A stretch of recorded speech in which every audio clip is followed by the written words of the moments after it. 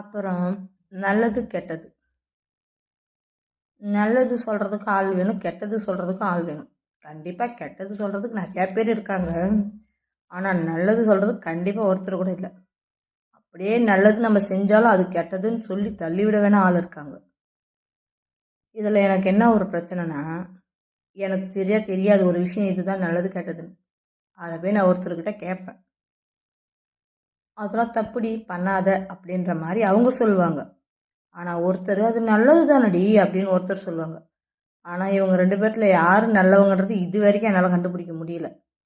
நல்லதுன்னு சொல்கிறவங்க நல்லவங்களா, இல்லை அது தப்புன்னு சொல்கிறவங்க நல்லவங்களா அப்படின்ட்டு. ஒரு விஷயம் நான் செய்கிறேன் அப்படின்னு கேட்குறேன்னா என்ன கேட்பேன், இவங்க என்னை பற்றி தப்பாக பேசுகிறாங்க, இவங்க கேட்டால் சண்டைக்கு போகலாமா வேணாவா அப்படின்றத ஒரே ஒரு வார்த்தை தான் கேட்பேன். ஒருத்தர் அவங்க பேசி போய் போகிறாங்கன்னு இவன் வேலையை போய் பாரு, குலைக்கிற நாய் குலைச்சி போய் போகுது, நீ எதுக்குடி சண்டைக்கு போகிற அப்படின்பாங்க. ஒருத்தர் விடவே விடாத, அவள் ஒன்று இப்படி பேசிட்டா அப்படி பேசிட்டா 1க்கு 2 போட்டு கொடுத்து சண்டைமாய் ஓட்டுறவங்களும் இருக்கிறாங்க. இப்போ நான் நல்லது எது கெட்டது எது சொல்கிறாங்கன்னு சொல்கிறேன் பார்த்தீங்களா. நல்லது சொல்கிறவங்க யார் தெரியுமா? அதில் அவள் எதனா சொன்னால் செல்வி போகிறா, நீ போய் உன் வேலையை பாரு, உன் குழப்ப பாருன்றாங்க பாரு. அவங்க நமக்கு நல்லது நினைக்கிறவங்க.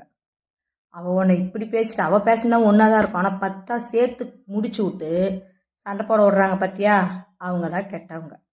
எப்படா எதில் மாய்வாங்க சண்டைன்னு பார்க்குறாங்க பார்த்தியா, அவங்க தான்.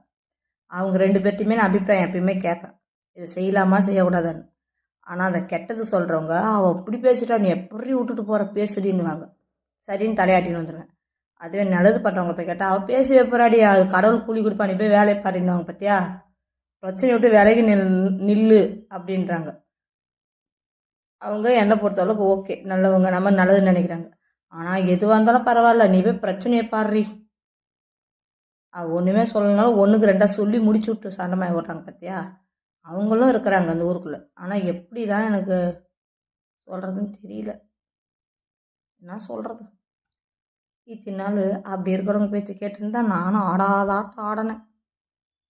இப்போ அனுபவிக்கிறேன். என்ன பண்ணுறது, யார் நல்லவங்க யார் கெட்டவங்க கண்டுபிடிக்கிறது ரொம்ப கஷ்டமாக இருக்குது.